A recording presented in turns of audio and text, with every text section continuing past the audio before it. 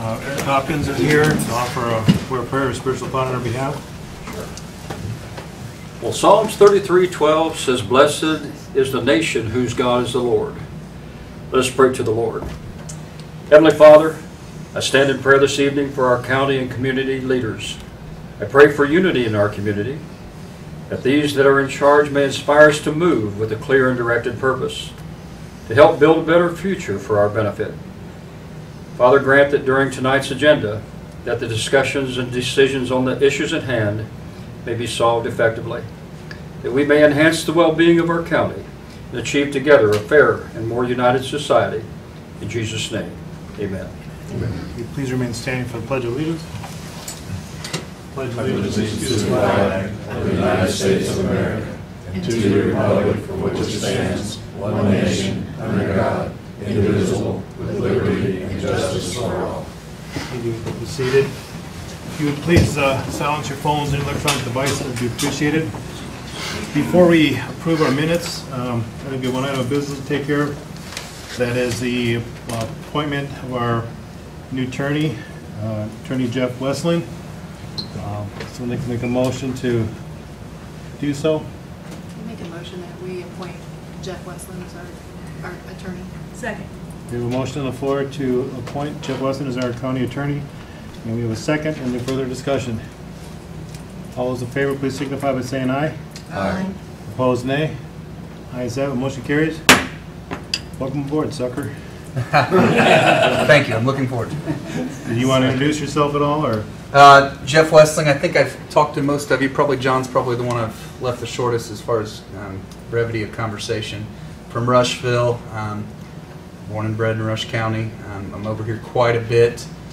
You should see me now. I would assume you'll see me run around. I'm probably in this courthouse, I'd say 2 or 3 times a week on other business. I've made myself friendly with Jane, as I understand that'll keep me straight and narrow as long as I've got Jane and she knows she can control me. So I think other than that, I'm welcome to talk to you guys. If you want my cell phone, there's no way that you can converse with me that would be inappropriate. So I can get you any of my contact information and we can go from there. Okay? Thanks, guys. Thank you. Welcome aboard. I can say he has already been very responsive to emails and answering questions and stopping by. So. Has everybody had an opportunity to review the minutes from our February 5th normal meeting and our special session on February 18th? If so, are there any additions or corrections that need to be made? Motion for approval? Make a motion that we approve them as written. Second. Motion to approve and second. Any further discussion? All those in favor of approving our minutes from February 5th and February 18th, please signify by saying aye. Aye. Opposed, nay. Ayes have it. Motion carries. I'll send them down for the customary signatures.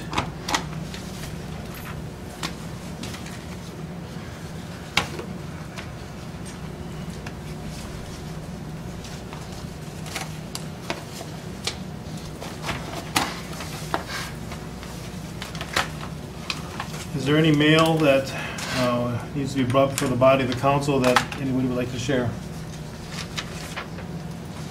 If not, we'll move on to our county attorney, and I'll let you speak on these 2 documents, and then we'll pass them down for review. I have copies as well. Okay. A few copies for everybody, or? I do. Okay. Yeah. So one of the first documents is essentially just the engagement letter. There was conversation about whether we'd enter into a contract for my services. In my opinion, it's pretty customary to do this engagement letter, which essentially says, here's what you're going to pay me, here's what my services will be, and kind of speaks to what my representation would be. I think that kind of draws it out. You guys are welcome to look through the letter and tell me if there's things you don't like. The second document that I'll be passing around is a proposed resolution that I think you guys have already discussed and approved as to the actual content, but form is being remedied, or at least finalized. It's pretty close to what your council president had already drafted, to be completely honest. Feel free over the next few days or week or however long you need to maybe make suggestions or corrections or things you don't like about the potential resolution, and we can try to get that. published and get that approved. The commissioners are doing the same. It was given to them at 2 p.m. today. So just to refresh, remember, this was in regards to the appointments, if you said that out. I don't think I did, actually, yeah. It was in regards to the appointments that we talked about in our last meeting, our special meeting. Everybody get a copy of those? Yeah. You want to, me or you gonna send one out to Kayla? Well, we can save it for Kayla and put it in her inbox when she gets back in. We'll just leave those at the end, I'll collect them at the end of the night. I'm sure there's no committee reports yet at this point. I saw Adrian at the commissioners meeting, and I asked him about the emergency management, and that may be sort of a defunct kind of, I didn't get into a lot of detail. It might be the one I was on, might be a defunct committee. Okay. It's more like maybe he had another group that was doing the work. So I just wanted, you know. I can follow up with him and see what he's referring to, what he's thinking, as far as it being defunct or. Kind of like an advisory board, 911, or there's another Okay. group that's doing that. They may work. have just replaced that with the 911 advisory board, so I'll talk to Adrian and see. Thank you. There is no old business, so we'll move on to new business. We have Judge Free here for, to talk about the drug court, to set up a donation fund. You have 2 minutes. Okay, I won't need that long. Thanks for hearing me. Simple request today. We just want to set up a line item into which we might accept general donations from individuals and organizations. We already had a $500 donation from sort of an informal grant process through the Fayette County Foundation. But that was for specific purpose, for clothing and personal items for participants in the Fayette County Drug Court. Powers that be indicate, just to keep everything copacetic with State Board of Accounts, we would like to have another line item for much more informal donations, just like individual people who want to give $50 because they have a heart for this program.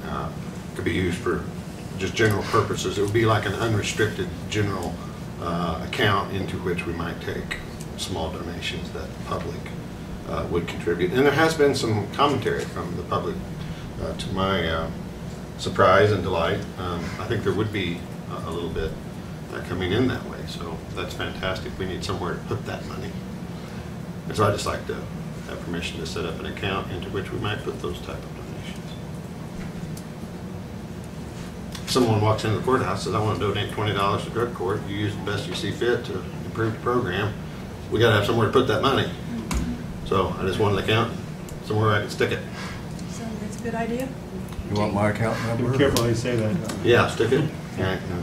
It certainly would be helpful. Everyone out there in TV land, if anybody has a heart for these folks and feels like, you know, they're moved to do so, For something, yeah. we would love Seems to. kind of like a no-brainer, so.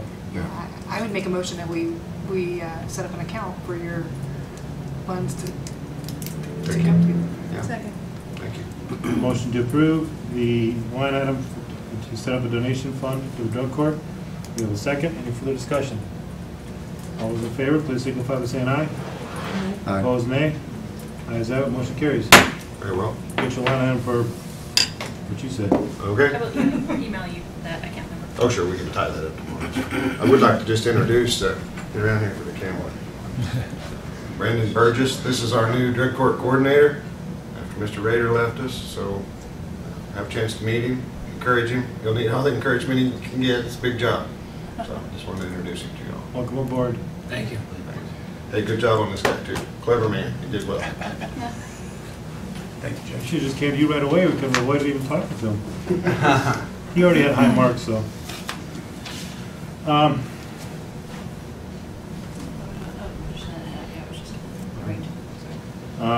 At this time, we have Ms. Anwar, correct? Yes. I butchered her name in the email that I sent back to her, and I apologize profusely. Indiana Rural Opioid Consortium, and she has a little presentation for us this evening. So, turn the time over to you. Thank you. So, the My name is Amna Anwar, and I am an epidemiologist at Indiana Rural Health Association. I am also working, heading the project that we got funded for under the Health Resources and Services Administration back in 2017 in September. That is, we created the program that's the Indiana Rural Opioid Consortium. The aim of today's presentation was just to give an overview about, I know a lot has been said and you guys have a lot more information probably than me about the opioid epidemic in Indiana, specifically in Fayette County. But just to give you a brief overview of where we are when it comes to data, since I am an epidemiologist and I like to present data, and then what our program is actually trying to achieve through the funding that we have received. Indiana Rural Opioid Consortium is basically working in 4 Indiana counties, and I will go a little bit more into detail. But when we are talking about opioids, this is a staggering figure that you see on the screen is that US only has 5% of the total world's population, but we consume nearly 80% of the world's opioids. And these include both the prescription opioids as well as the illicit opioid consumption that occurs throughout the world, and we are consuming approximately 80% of that. Now, how did we get here? A little bit more about my background is that I'm also a physician by training. I was trained back in Pakistan, and I worked as a general surgeon over there, and I've been not gone through the license examination, but I know a little bit more about the anatomy and the physiology of the human brain and the central nervous system. We naturally have opioid receptors in our brain, and that is why opioid has been in use. You can go back into before Christ time in various different forms. Opioids were also promoted to be used by pharmaceuticals a long time back. Heroin was presented as a cough syrup. It helped with the cough because it suppressed respiration. It also caused death because it suppressed respiration. So, and then there have been use of opium in various different medical fields and in various different forms. I think when we are looking at the current opioid epidemic, it goes back to the time when the big pharma actually started pumping it out as the cure of all the pain. And also what really contributed to the widespread prescription opioids was when pain was added as a fifth vital sign. Pain is a subjective symptom and you cannot measure it. And when a patient comes in and tells you that they have pain, the doctors had to do something about it because it was considered a fifth vital sign. And they started prescribing more and more opioids, and that kind of like led to where we are right now.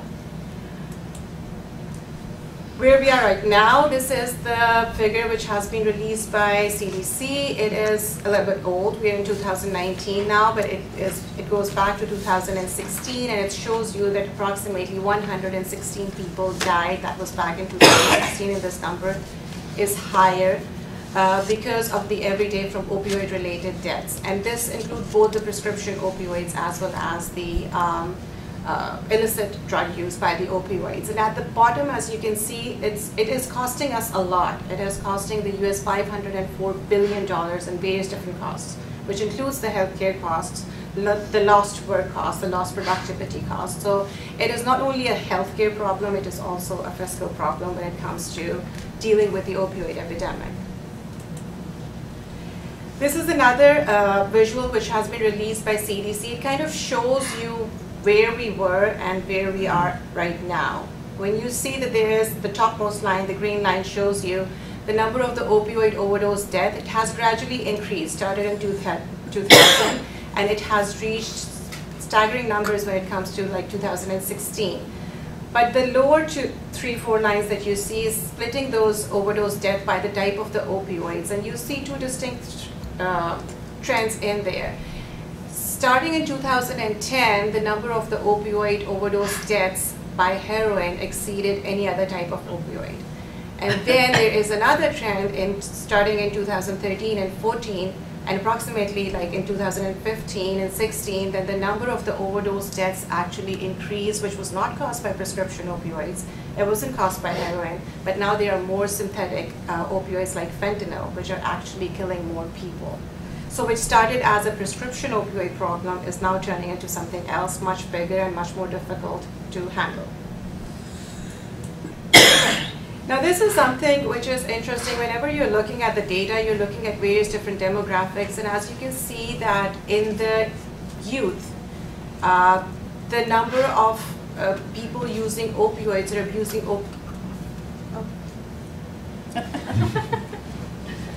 okay. Previous. The number of the people using heroin is very, very less. It's at the bottom. But as you can see, like on the top is marijuana. Marijuana is one of the gateway drugs, and still our youth is using extensively, actually admitting to using, because these are the surveys which are administered to the youth, that they're actually still using marijuana to a much higher extent than the opioids. But again, these are the gateway drugs, which kind of like opens up that door to our youth to then experiment more with higher potency in different types of the drugs, including opioids.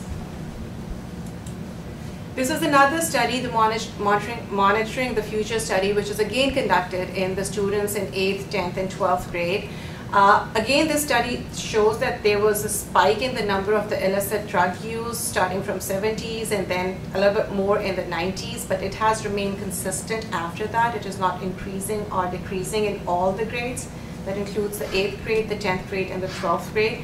Again, the illicit drug which is most used by the youth is, number one is marijuana, and then it is followed by nicotine, which is tobacco or smoking.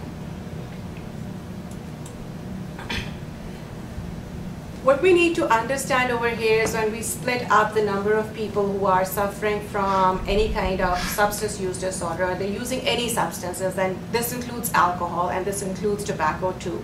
We have 7.5%, that is about 20.1 million people aged 12 or older that have actually been diagnosed as having some sort of a substance use disorder. Then we have 18.3%, which is 44.7 million people aged 18 or older, which have a mental illness.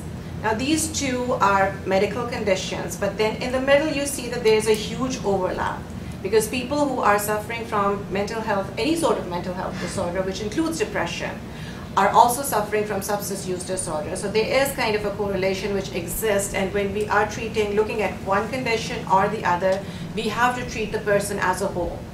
And this includes about 8.2 million people, and this includes 18 plus older. So on the side that is 20.1 million people, which includes 12 and older, this overlap does not include those younger people than 18 years and older. Again, when you see this figure, it is 11.8 million people have, out of those people who are suffering from substance use disorder, they have opioid misuse. And out of these, although still we have a very high number which are still misusing their prescription opioids. So prescription opioids is still a huge problem, the misuse of prescription opioids, but patients are gradually moving on to other opioids and more potent in fentanyl and heroin and everything that comes with that. As you can see that no one demographic or no one geographic area is affected by opioids. It is widespread throughout the various different geographical areas. It is increasing in rural, it is increasing in smaller metropolitan areas. It is at a very fast rate, a very rapid rate. It is increasing in the urban population, probably because of higher population density and higher availability. But this is more and more becoming a problem of rural America as compared to the urban, because usually the drugs that start in the urban areas, but now it's kind of like moved into rural America as well. When we talk about Indiana, again, this is the crude deaths which are to the opioid pain, can be contributed to the overdose caused by the opioid pain relievers. And again, you can see that starting from 1999, just like the national trend, it has increased and it has reached approximately 500 deaths in 2016, and we're still waiting on the data from ISDH for the last 2 years, and we're anticipating that it would be a lot more, because there have been a huge expansion of the drug availability within Indiana, which has caused a lot more people die from opioid overdose deaths. This is a trend which unfortunately again puts Indiana on the national spotlight, not in a good way. This was a visual released by CDC. It shows the number of non-fatal opioid overdose deaths. And Indiana, unfortunately, again was one of those 18 states which were identified as having more than 25% increase in the number of non-fatal overdose deaths. We can take it and look at it in two ways. One is that because of the standing order for the availability of Narcan, we are saving more people. So we have more non-fatal emergency department visits, but at the same time, you cannot Narcan your way out of this problem. So although we are saving more, what are we doing after we save those patients is kind of like the question that we need to address. This is a visual which the Indiana State Department of Health has released. Again, the number of deaths, when we're talking specifically about this county, there were 19 deaths in 2016 which could be attributed to opioid overdose. 19 deaths to all drugs, and out of those 13 were opioid. And we feel as epidemiologists that this is a highly underrepresented number of the people who have actually died from opioid overdose. Because when you go into a hospital and if you die, you do not necessarily attribute the cause of death to be a drug overdose. You kind of like code it as cardiac arrest or respiratory depression, whatever the exact symptom at that point was. And therefore, this is a highly underrepresented number by most authorities. As you can see in the state, Fayette County, and I think everybody in this room kind of like knows this, but we are among that dark blue part of the state map, which kind of like indicates that the drug poisoning death by county of residents from 2013 to 2017 in Fayette, it was nearing 50 people. So it is 50%, sorry. It was, yeah. Now another interesting thing is I started off with like, it all started with big pharma and prescription opioids. But when you look at it again, because of the efforts from CDC and from the state officials, the number of prescriptions has reduced. The rate of people writing the prescriptions for opioids has reduced, but the number of overdose deaths have still increased. So the question comes as to what is causing it, and I alluded it to in the beginning. Again, it is the synthetic opioids which are making our way, and I just saw today on the Facebook page, I think it was shared by the Fayette County Drug Coalition, that in addition to heroin laced with fentanyl, now we have cocaine laced with fentanyl. So fentanyl is kind of like getting its way into all sorts of drugs because of the emphasis by the government, by the federal government and the current president on the opioid epidemic. The patients are moving from opioids to other drugs, but fentanyl is finding its way even in the other drugs now. This is another kind of a study which shows that in most of the people in the 1960s started with heroin who were going to move on to the illicit drugs. But now in the 1990s to 2000s, majority initiated with the non-medical use of their prescription opioids. When we're talking about fentanyl, as you can see, if you see the figure which shows 3 small bottles, it kind of like shows you the potency of the various different types of the synthetic opioids. The first one is heroin. That is the amount of the heroin which would cause the similar effect. As you can see, a very smaller amount of fentanyl is needed, and when you're talking about carfentanil, it's just 1 drop of that carfentanil that would produce a similar effect as that very high amount of heroin. So these are the people, very famous people who have died because of the fentanyl overdose. This has played as a two-edged sword too, because these are famous people.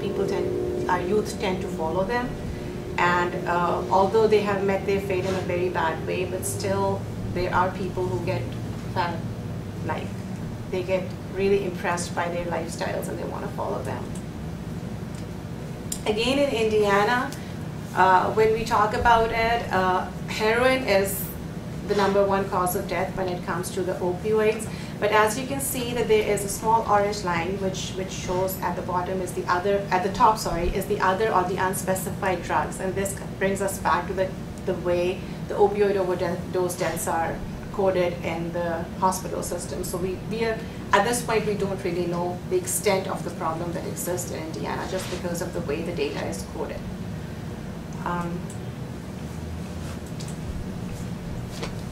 One of the reasons why I am here is that one of the, basically the message and the awareness that we want to create through our program is to treat the opioid use disorder as the disease that it is. It is not it ultimately ends up to be the problem for the criminal justice system, but it's actually a health problem. It is a disease which needs to be treated as a disease.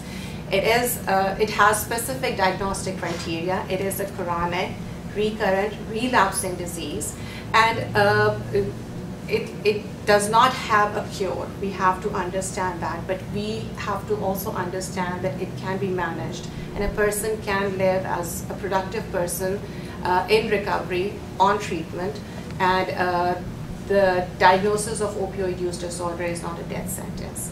There is hope and there is recovery, and there are drugs and there are therapies which are available which can help a person to come to manage their disease throughout their life. Now, like I said, it is a disease, it is a chronic disease, and when I say it's a chronic disease, whenever we are kind of like stratifying the disease into various different types, there's an acute disease and a chronic disease. So whenever we're talking about chronic disease, is something which lasts for more than 3 months, clinically speaking. And every chronic disease, the examples are, I know many people don't like to equate the substance use disorder with diabetes or hypertension, but whenever we're talking about chronic diseases, we bring this up just to make sure that the risk factors which are present for the other chronic diseases are also present for substance use disorder or opioid use disorder. So just like any other chronic disease, opioid use disorder has genetic predisposition. So a person has some genetic tendency to develop this disorder. When we say that many people have been prescribed opioids, but not everybody becomes addicted to them, it is because there are certain people who have this genetic predisposition to develop that disease as compared to the others. Just like any other chronic disease, it is the behavior and the environment of the person that stimulates that person with the genetic predisposition to actually go on and develop that disease. So it is the exposure and the behavior and the environment of that person which basically will trigger that response in that person to eventually go on and develop the disease. Just like any other chronic disease like diabetes or hypertension, this disease also responds to treatment. There is treatment and this disease responds to that treatment, and that disease can be managed throughout the life of that person. And in the absence of treatment, like any other chronic disease, it can be progressive and it can lead to morbidity and mortality. So it has essentially all the kind of like checkpoints when you're trying to identify a disease as a chronic disease, and it possesses all of them. This is just a figure to kind of like show you that it is the genetic predisposition which, when stimulated by the environmental factors, which can be the exposure to the drugs. We hear a lot that it is the choice of the person to take that drug. Yes, it is the choice at first for whatever reason they took the drug, but it is then a lot of internal factors which actually lead that person to become an addict or develop addiction or substance use disorder. Just like any other chronic disease, the relapse rate is similar. As you can see that drug addiction has a 40 to 60% relapse rate. Hypertension and asthma, which are other chronic diseases, actually have a higher relapse rate even when on treatment. But we do not penalize those patients for not following their doctor's orders when on treatment, but we penalize the patients who are addicted to any sorts of drugs when they have a relapse. There is a difference in the treatment of the two diseases. We have to realize that if a person on treatment has a relapse, it is not the failure of the treatment. We just have to reevaluate that patient, just like we would reevaluate a hypertensive patient if his blood pressure is not being controlled on a current medication. We just have to reevaluate that patient, devise another treatment plan, and go with it. We just don't say that, oh, the drugs don't work or the therapy doesn't work, and this is a failure, and these people are just going to keep doing what they have been doing. It's a disease. It needs to be reevaluated by the physician and the therapist, and then move forward with that. Just like any other chronic disease, there are 3 stages of prevention of this disease. First of all is the primary prevention. We are basically beyond the phase of primary prevention when it comes to prescription opioids in many of the patients, but still we can work on it on following the CDC guidelines when it comes to the opioid prescription for acute pain or for chronic pain, and then do not prescribe the opioid and give the patients the options of non-opioid pain treatments. Then there is also the prevention can occur by creating awareness and education among individuals not to share drugs, not to use the drugs for non-medical purposes. So there's a lot that can still be done for primary prevention when it comes to people, our youth, our future, and we can do that. There is, just like any other chronic disease, secondary prevention of this disease, which is early identification in the at-risk patients. I mentioned earlier that there is a lot of overlap between the mental health disorders and the substance use disorder. It has been, the studies have shown that there is a lot of overlap and the behavioral health disorders like depression, anxiety, post-traumatic stress disorder, all of these actually are risk factors which predispose the individual. These are the environmental factors which predispose the individual to become addicted to opioids once prescribed or if they have taken it illicitly. So early identification by screening processes at your primary care practitioner's offices can help identify individuals before they are prescribed any opioids or any other pain medication. The second one of the secondary prevention is something that the clinical providers can do, which include both the physicians as well as the pharmacist, to check the prescription drug monitoring programs. We have Inspect in Indiana. It has now become mandatory to check that before prescribing opioids, so that if a patient has been doctor shopping, going to various different doctors just to get their opioids, they can be identified. And if a patient has any sort of red flags within their history, that can be identified. And the patient not prescribed the opioids. The third one, the tertiary prevention, which can become controversial sometimes, is the opioid addiction treatment and then the harm reduction.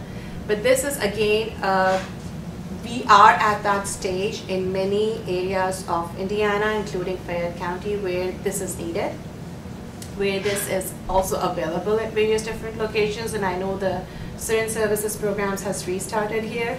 So this is something that we need to deal with and we need to accept going forward for the individuals who are already suffering from opioid use disorder.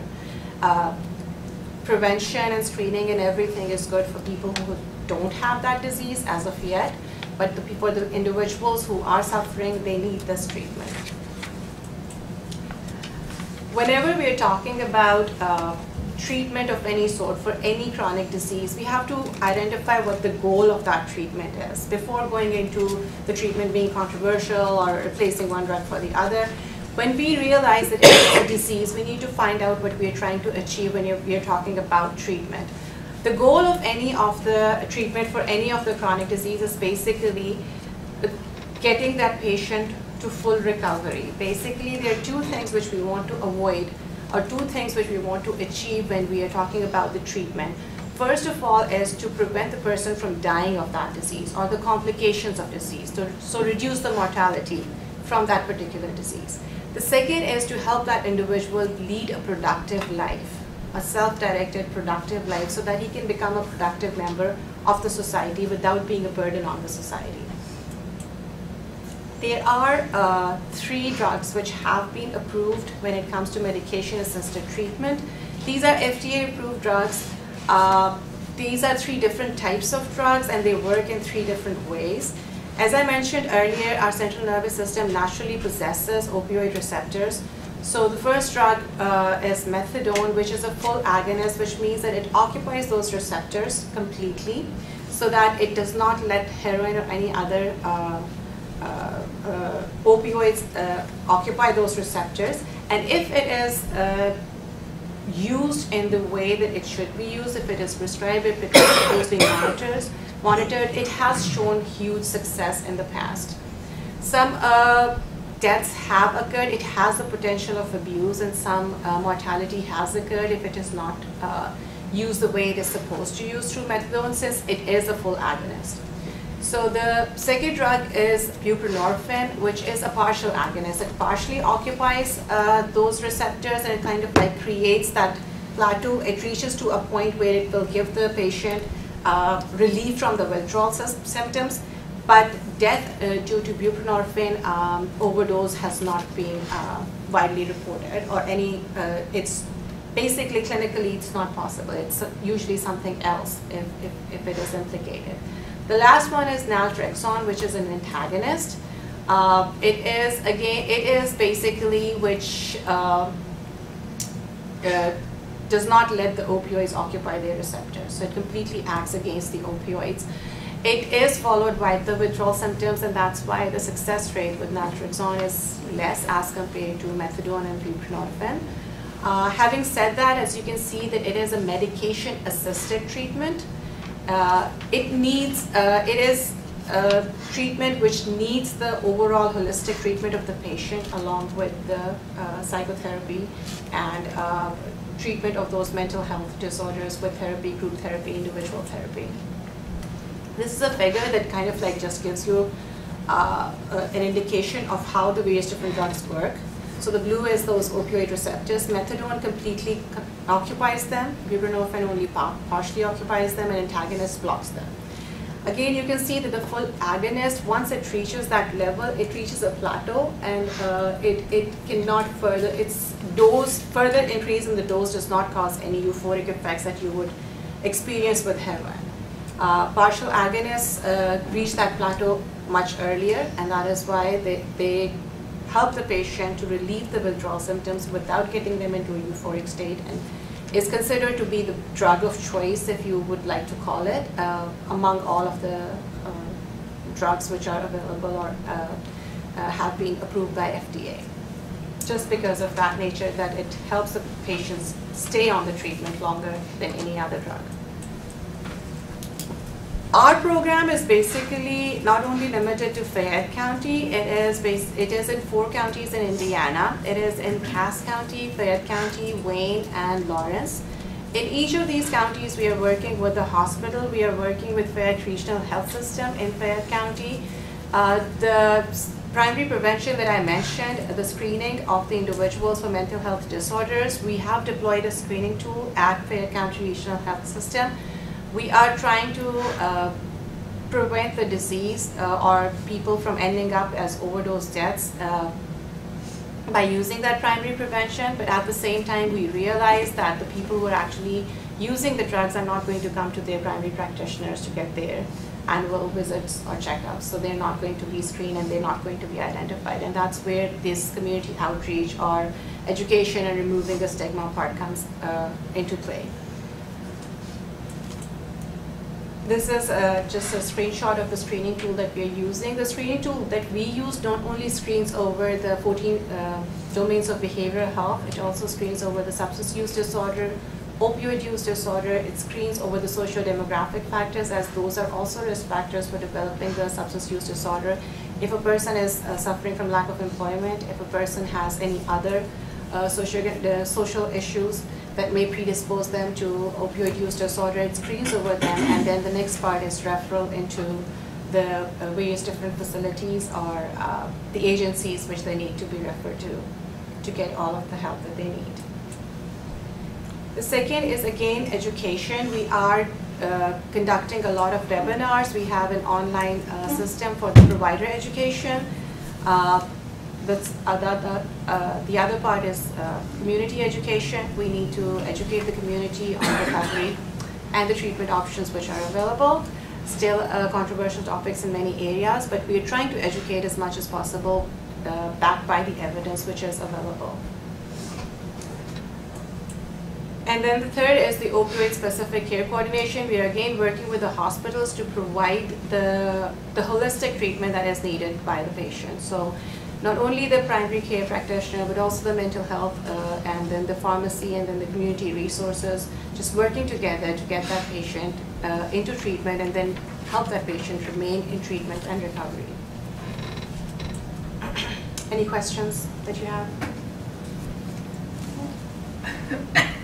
I just want to, sorry, you No. talk first, because I know.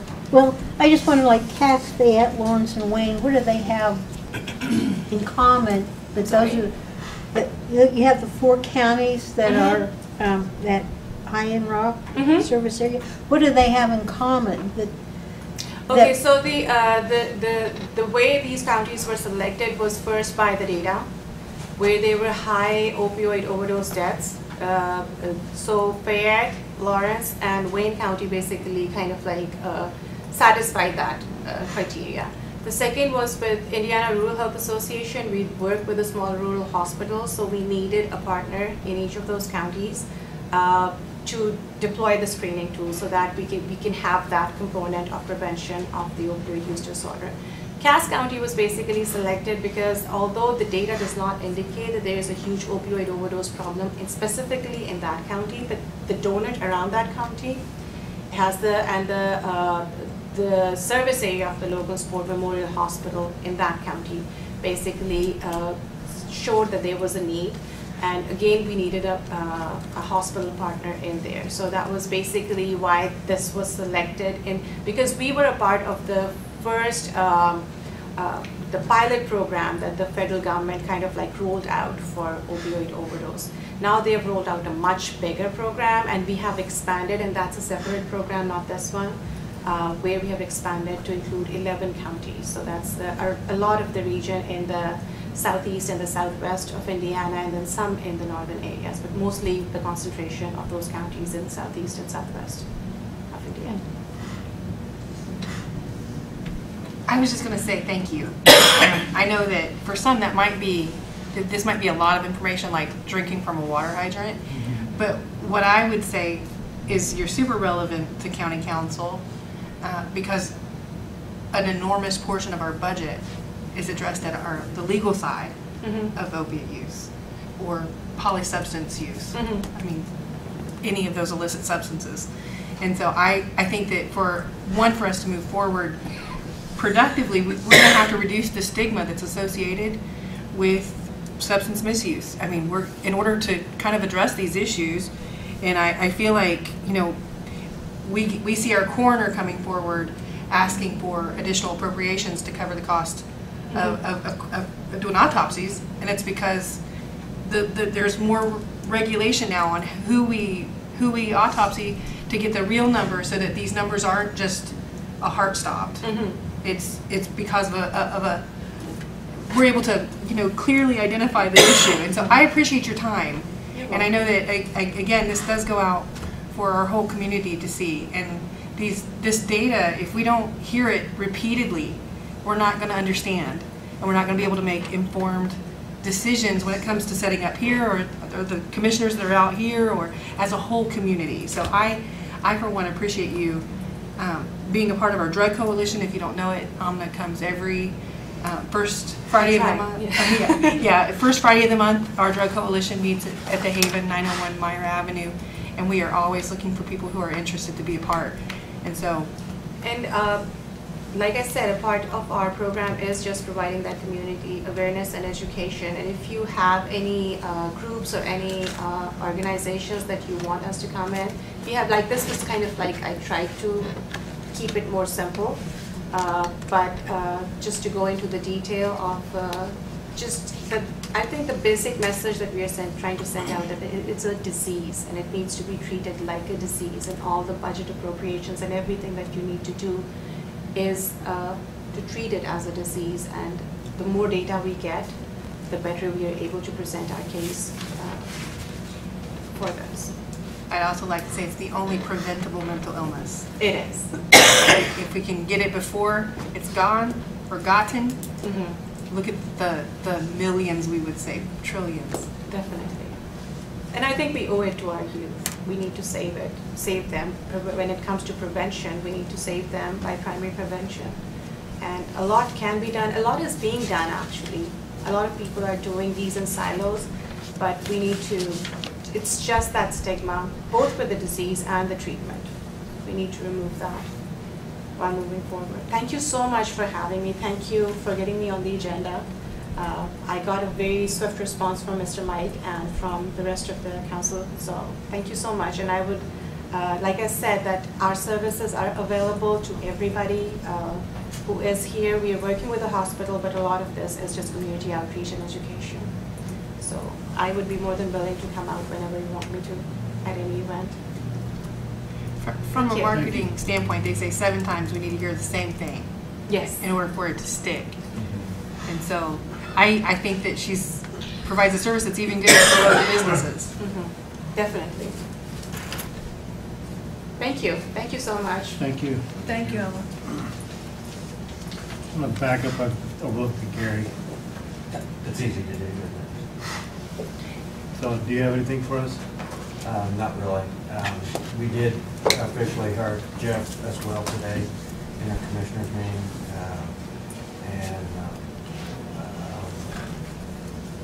Other than that, I think that's about all the exciting news that we have today. Okay. I think Dan has somebody introduced from Dot Foods.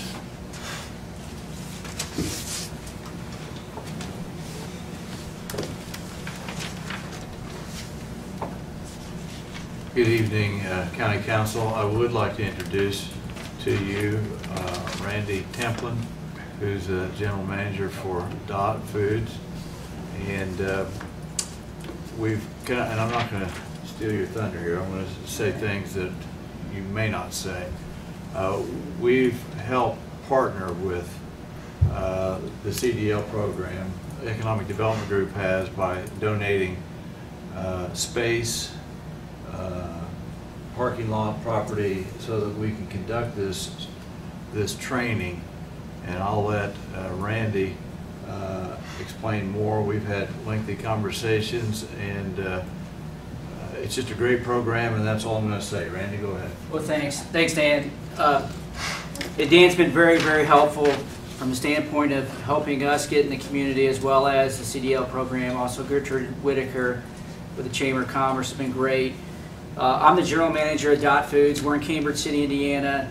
We're part of a larger company, but we're a family-owned business. We're really third generation coming in, but still run by second generation.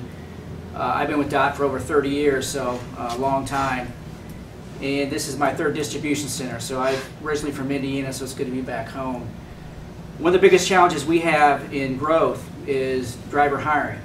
And there's a shortage in the industry, not just with Dot Foods, but the industry. We've been fortunate because we make money every year. We've never had any layoffs in the history of our company since 1960. We've never had a year we didn't make money. I think we're close to $8 billion in sales now. When I started with Dot, we're about $120 million. So you can imagine the great growth that we've had. We're very happy to be in Cambridge City. We love the Connersville community. We employ a lot of folks from Connersville. Great work ethic, just do a really nice job for us. But I'm really not here just to talk about Dot Foods and what we want to do. I'm really here because when I got here 6.5 years ago, I was on IB Tech, a couple of their advisory boards. I asked them, hey, they would ask us, what do you need as far as business? We need a truck driving school in this area. Our folks, our students had to go to Muncie, or potentially there's Lawrenceburg down south, of course Indianapolis, Cincinnati. So they had to go quite a ways. We have a gold mine right here in Connersville. Folks can go in and get trained through Dot Foods. We've got a state grant through Indiana where actually their schooling is paid. So they get it paid to go into a high-paid driver job. Our traditional driver makes over $80,000 a year. We have different schedules that we have with drivers. So we have a traditional, we have no touch and touch. We have folks that work 4 days on, 4 days off. We have folks that work 6 days on, 3 days off. So there's a wide variety. And we set up all these schedules in the last probably year and a half, in the last 8 months. And turnover with drivers is pretty high in the industry because they can go to any other job. They could leave us today and have a job tomorrow. And our turnover rate in the last 8 months has been about 12%. The good news is that it wasn't very good before that. It was more like 30%. Industry average is about 100%. But if people are wanting to get ahead, there's an opportunity to do this. It's right off Highway 1, Western Avenue, I believe, and right at IB Tech. So we're really trying to get the word out. We're going to advertise IB Tech is going to advertise. We're going to have a hiring event there at the school April 6th on a Saturday between 9 and 2. We're going to have people there taking applications, talking to people. This is a great opportunity for somebody who wants to get a leg up and get a real good job. Even if they don't work for Dot Foods, they can still go out and get a very good job. All right? We're going to have a simulator there so they can come in and kind of check it out. So our driving school, CTS, who kind of runs it for IB Tech, will be there as well. So a little bit about Dot, though. Our biggest barrier to growth, like I said, was driver hiring. We're right at 80 drivers. We have about 230 employees at our facility. We don't make anything at Dot Foods. We basically add value to those products by shipping less than truckload volumes, potentially in truckloaders as little as 5,000 pounds to our customers. All right, and the reason that we've been successful because we hire people, especially with our drivers, that treat our customers very well. Our customers will tell you, and I've seen it because I was in sales for about 15 years, is that we have the most professional driver that delivers to their dock. Okay, and that's not smoke. That's the truth. So we're here really to talk about the event. We're going to do advertising, so we're going to have a lot of advertising. You're going to see billboards in Connersville about Dot Foods. We're really vested in Connersville and Fayette County. We're going to do social media. We're going to advertise in the paper. We're going to have radio. We're going to have on-site during our job fair. We're going to have the radio on-site there for a few hours as well. So my goal today, and I won't keep talking here, but my goal today is really just to get the word out. So I thank you for letting me come in here. There's other organizations that we've found out just by talking to people in the community. There's a ministerial group of about 12 different ministers in the community. They say, hey, why don't you come and talk to us? We'd like to hear about it. So I'm open to hearing and going out and talking to whatever groups would be interested in hearing about what we had to offer. Great pay, great benefits, 401k. We have profit sharing. Every year I've been with Dot except for 1 year, so basically every year 5% of whatever I make goes into my retirement account. They also do the 50% match and those kind of things as well. So the reason we have the profit sharing is because our founder, when he started the business, wanted to make sure that somebody that worked for Dot Foods for 30 years who didn't plan for retirement was going to have a nest egg when they retired.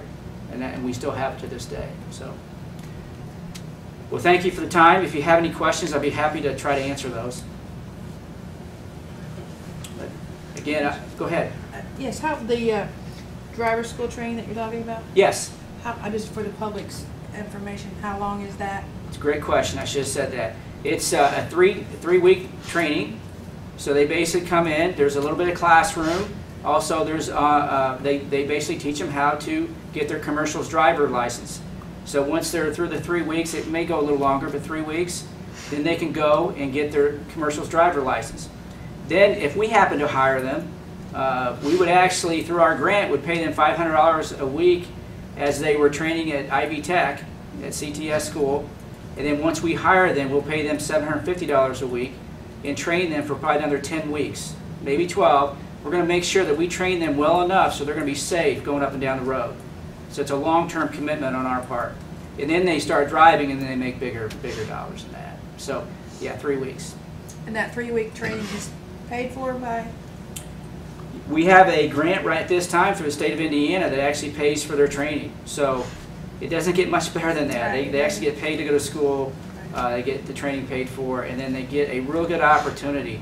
If they decide not to go through Dot Foods, or go to work for Dot Foods, there's also other companies out there. I'm not pushing that, but this it puts them in a different earning capacity. It puts them in a job. I know we read and hear about all the trucks are going up and down the road without a driver. I haven't seen one yet.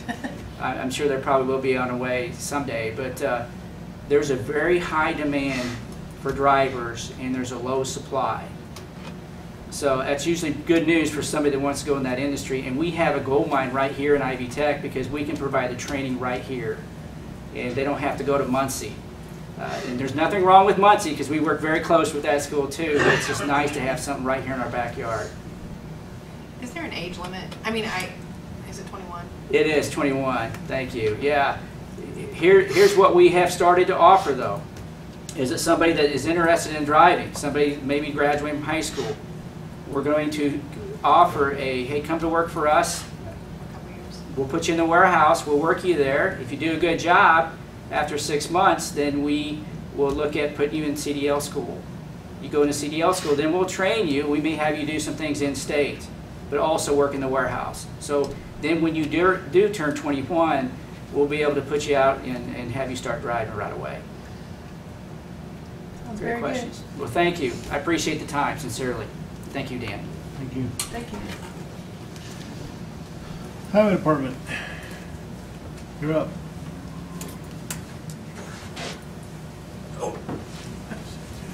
I wasn't expecting this soon. Before you get started, I had a compliment to share with you from the school district, the driver, the transportation.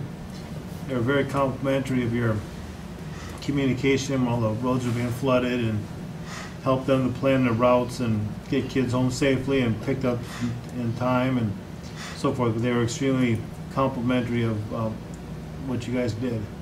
Just wanted you to know We that. try to get as much information out as we can. We've been trying to get out ahead of them getting out at least a couple hours, so we make sure everything's right. That means a lot, because I was in Wisconsin in 2 feet of snow and hearing about the flooding going on down here, and I don't know which was worse. It was a mess. This is the craziest year I've seen in a while down here, as far as rains, snow, then you get trees coming down. We've had a little bit of everything this winter already. You have a request for overtime. Let me find it here real quick.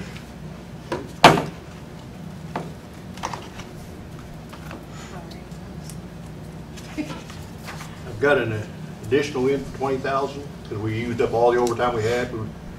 We've been taking care of it by moving money out of heavy equipment into overtime to cover until we get in here to do this. You need to see this? Do you have a copy? She's got a copy.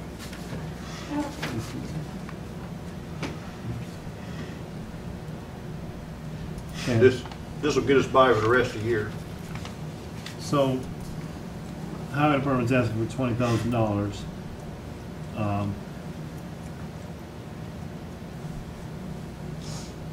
Taken from MVH. The transfer, or they're asking for additional? Asking for additional. That's what I thought. So they're asking for $20,000 to pay for the overtime. Overtime for the flooding and road damage as of 2/7/19 is not included in the $4,504.45 balance. It is going to take time to repair the damage and also have overtime money available for other emergency situations as well. They have it in their funds to do. Yes. Just always like to say that for public purposes. The Highway Department has a different set of money that's separate. So I'd like to make a motion that we approve his appropriation for $20,000 to cover the overtime cost. Second. Kathy, did you try to raise your hand? No, I was going to make a motion. Okay. How confident, of course, you can't predict the weather and stuff the rest of the year, so. You don't never when know, you but say this gets also to the rest covers of the year. through the summer when trees come down and on the weekends and stuff, that covers all that. And you never know. That's the thing down there. You can think you're gonna have a good run of weather and it just bottom falls out of it. So we have a motion on the floor to approve the $20,000, seconded. Any further discussion?